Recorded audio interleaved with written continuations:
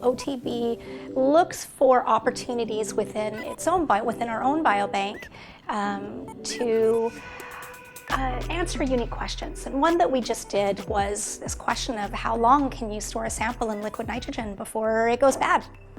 And nobody really knew that answer. We have a really good intuition on it. Our intuition was, well, maybe forever.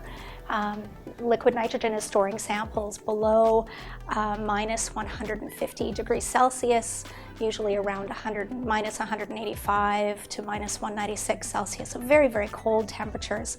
And that's below what we call the glass state, or TG, which is at about minus 135.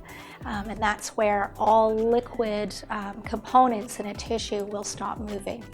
So enzymes are no longer working, there's no flow or movement of those molecules in the space.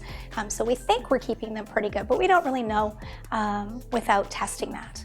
And there weren't any studies that we could find in the literature that went beyond 2 years.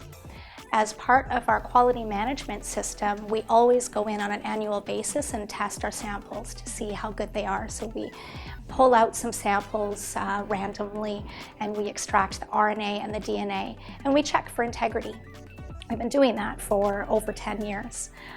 So we thought, well, why don't we go back in to those samples we already tested, take out a second aliquot for those exact same cases, and do a second time point, and see if we can see a time-dependent relationship. So we did. We pulled out second samples for over 100 cases and looked to see if there was any time dependency, and there wasn't. So we're really happy we can keep liver samples and we can continue using them for researchers. And this is really important as well, because for some disease types, the data doesn't mature for a very long time. So it takes a really long time, more than 10 years, to know whether or not a patient has done well versus a patient who hasn't done well.